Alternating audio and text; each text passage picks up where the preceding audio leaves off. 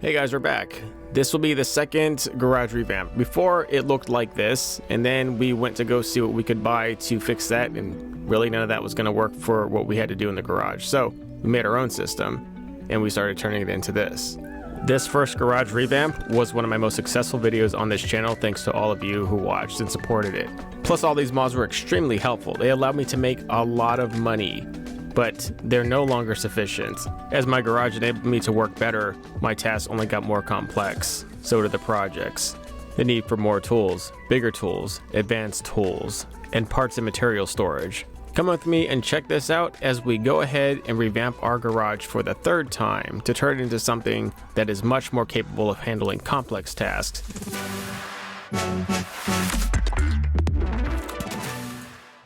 Quick reminder that I'm filming this pretty much mostly with the Insta360, the X3. It is awesome. It is like your own film camera crew that just follows you everywhere because it can see everything. Check out the link in the description below for a free gift if you click that promo. Now on to the video.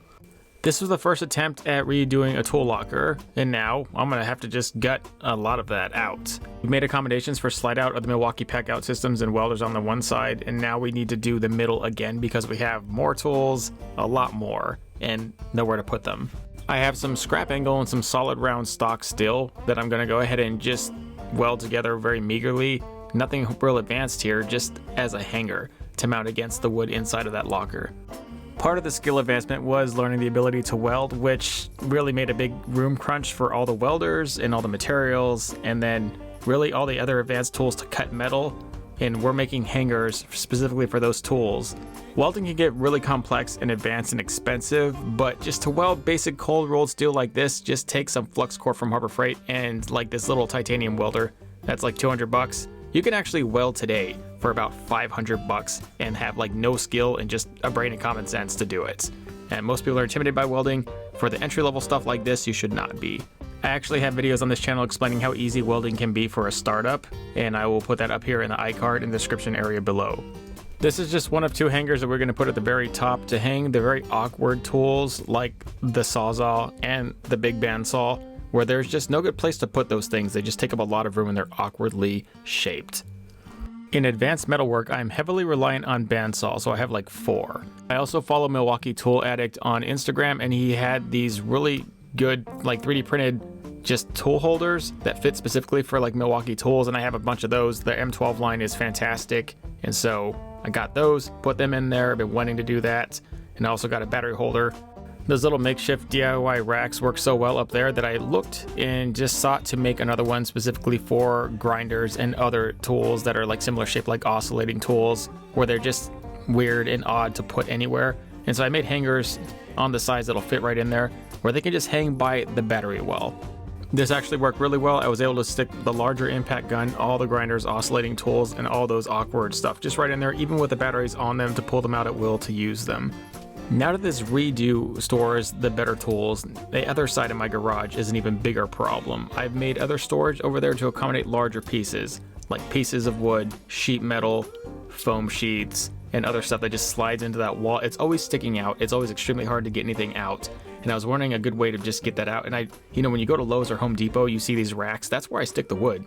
I stick all the wood in those racks, sheets like that. And I was like, why don't I just make one of those and just put them in here? So that's just all 16 gauge steel welded together with flux core.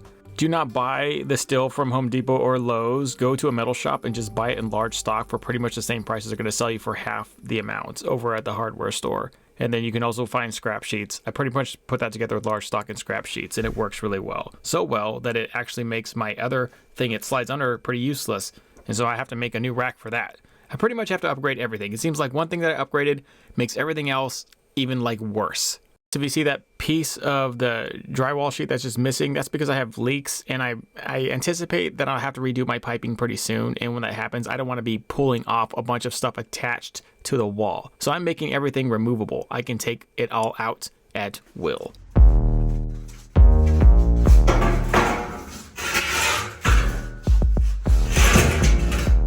This is all 16 gauge 1x2 square tubing.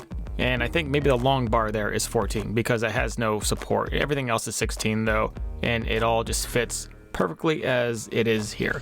It has a bunch of back support to hold the back up, and it's going to have that big opening there to stick that gigantic cradle we just made, and it's going to slide right under there. It's going to hold 8 to 10 foot sheets of aluminum sheeting plus any sort of wood sheets, and obviously the foam sheets. Anything we need will just slide in there.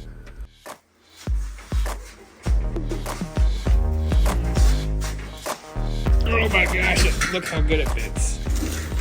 That worked out really well, and it's also much stronger because before this was all wood and it was attached to the wall and it was sagging and it was just doing what wood does over time when it's inadequate. I actually had a metal rack I made a long time ago on top of that wood thing that this new rack replaced, and I'm going to stick that on top of this rack and probably just weld it all together as one piece, and that will hold sticks of stock, whether it's metal or wood.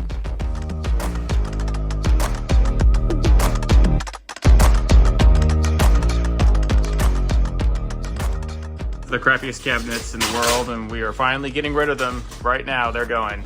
We use the Vulcan. The Vulcan put that thing together just like a boss. It's put together multiple things. That titanium is also extremely useful for small gauge steel, or even thicker gauge steel, but you just need to have the outlet for it. I don't have a good 120 outlet, or I don't know where it is. Run 2 welders at flux core for the 16 gauge. It should be fine. We should get this done a lot faster because we had 2 welders yesterday that could have put this together like probably a lot faster, huh? Oh yeah, so we're running through all the we'll run in 2 welders today to get this done because we don't want this to linger. In most cases, 16 gauge steel is going to be plenty for racks. If you have racks with a long span like the one there on the right, then 14 or even 12 gauge steel will be much more like ideal. Eventually that whole wall you see right there is going to have to come down, and I'm going to have to PEX the whole thing. Not really looking forward to that, but I know it will happen. So this is more or less removable scaffolding. We're no longer going to have installed shelves. I think installed shelves are overrated. This one is extra wide because my washer and dryer are going to go underneath it. And then we plan to make one to the right of it that's going to somehow fancily attach to it without actually being welded to it, and that it'll fit right in that corner. So we're going to have a whole corner shelf thing going on that'll store all my project essentials. I'm generally building boats or trailers of some sort out of this garage, and they require so many accessories and things and wiring and gadgets, and like they have to go somewhere in order for them to be immediately accessible. They're just going to be floating up there.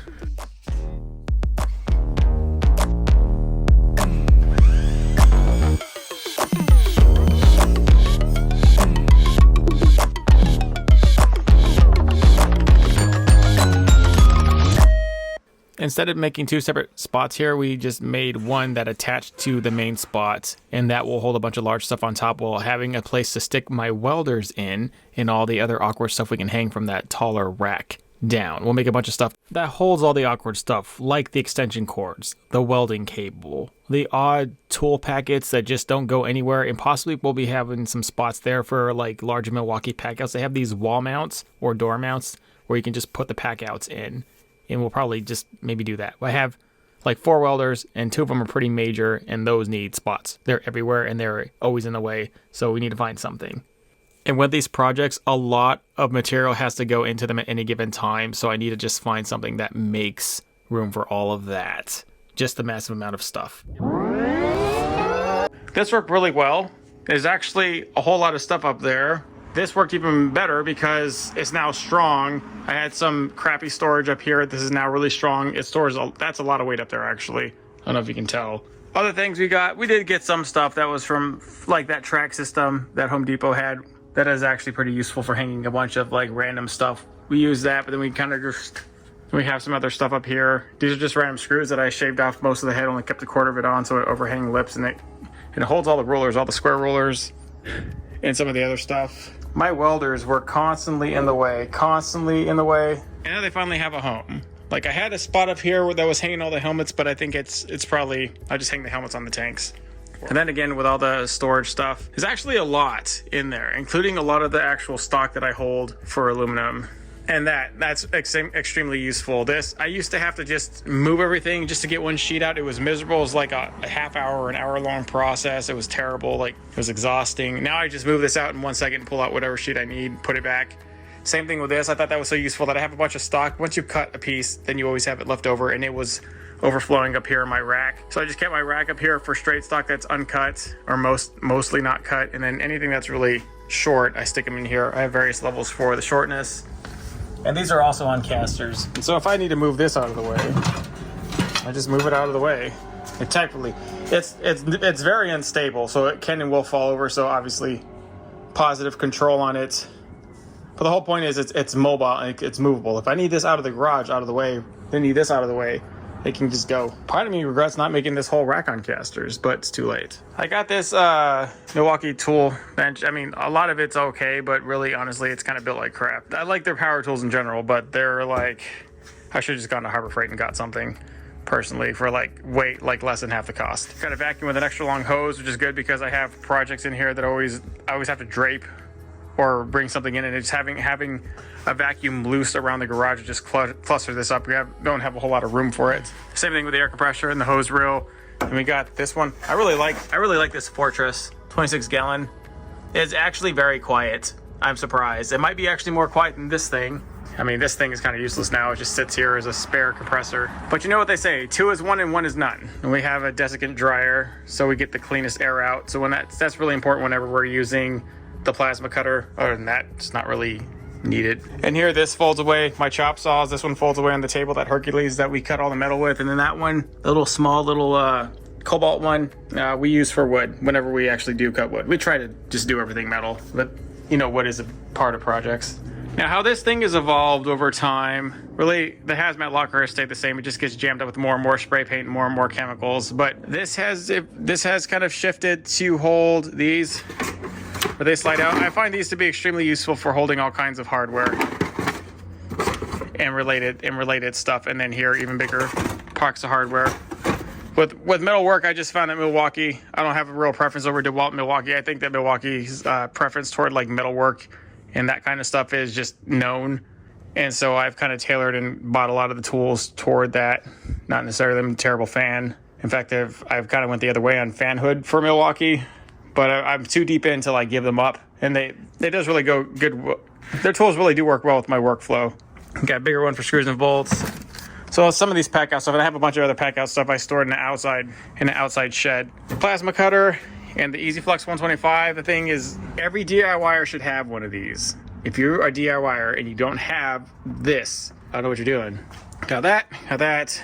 Got the Vulcan Omni Pro 220. That's really my big workhorse, which is because despite how big it is, it's actually really light and you can move it around. You don't need a cart for it. I have it on flex core, so I don't have to carry around a tank.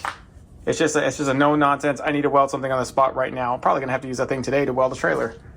Then all my other stuff, all my other storage. I even got another compressor. I have 3 compressors. That compressor is good in a pinch, but other than that, it's pretty weak. The bigger thing in here is I just really needed this to work well. The bandsaw, I use this on the daily almost, and it just needs to hang somewhere that's good. And these metal racks work perfect. Same thing in there, the cock gun, and then all these other little M12 tools, they just work so well for what I do. I just have the whole line of them, and they're on those 3D printed mag things. Again, a Milwaukee Tool Addict, just DM him on Instagram and he'll show you all about it. And then grinders, like when I'm going at it, I have like 2 or 3 of these out at one time, including a corded one to take care of certain thicknesses and certain when I'm really going at it. And then the impact gun, I love that thing, but I hardly ever use it, so it needs to be stored until I need it. When I do need it, it's awesome. Just some other things. The storage down there has always been what it is. Still kept some of the original shelving, some of the gutter angle or some of the gutter channel. That stuff has always been really good for storage. I made this thing today actually. I just took a bunch of the bit extenders and made for all the insulation drivers. I have 2 of them. I have the DeWalt one and the Milwaukee one, just because I'm super heavily reliant on the insulation drivers for all my projects. Like I could have not ever put this thing together if I did not have insulation drivers. It would have been so terribly bad. Like that thing doesn't cut it. Then all my pliers, when I do use pliers, which, you know, just regular as anybody else, then the bandsaws, and then I started kind of making a push toward some DeWalt tools because some of the Milwaukee tools I had were disappointingly bad. And so I just didn't go get those again, and I kind of got a few. DeWalt had some Christmas sales, so I tried them out. But truth be told, I probably should have just got more Milwaukee stuff. Whatever, I don't care. I got an overhanging rack here, and this is tremendously useful for this spot. I think this spot has become the dominant spot. I did make this big one here, this big overhanging square around the light, and that's because I have boats in here. When they come in here, I have them underneath the rack, and I can just work at them. And I have tool hangers. That's just like, I don't know what that is, like, 3/16, 1/4 inch round stock aluminum that we just put through the angle, and that just acts just like this as a tool hanger. It accommodates most hanging tools. And so when we're doing that, then this one becomes the dominant one. But other than that, this one just stores overflow, like all my drills, like all these things, all the hand tools, and all the drills that are always generally too bulky. It just hangs the overflow. I'll tell you guys, the Insta360 thing is awesome. I use it for everything. I have a stender. I have it on a clamp on, a Dinkum Systems clamp on, running down, and I move this thing up and down over here if I need to record it closer, or back here, up. Have it on a constant power source. I have like 4 of these, well 2 of these and then 2 other ones. So really honestly like 3, but they changed my way of filming forever. I can never turn back. Like static filming like what we're doing right now on a camera, it's only part of what I can do, and most of it is honestly here to get very unique, interesting footage. So just saying, if you're trying to do the YouTube thing or Instagram thing or any sort of like influencing, or you want to capture a good experience, a 360 camera for stuff like what we're doing here is perfect. Overall, there is so much more stuff in here than there was before, and it is stored way more efficiently than before. I have much more open space in here than ever before, and have a lot better organization on everything. And so bigger projects that come in here, more advanced projects, not too big, it's not terribly big of a problem. I'm gonna have an issue with space forever. That is whatever it is. I gotta build that beast out there, so that thing's coming in here next, but just want to show you guys this. I'm pretty happy with the whole thing. Oh yeah, these rod storage. It works really well. As far as garages that go DIY or blur the lines between DIY and professional garages, I think this one is a pretty good contender for what it would take to have a really good workflow that is easy. As long as it's maintained and organized, it really just goes. That's what you needed.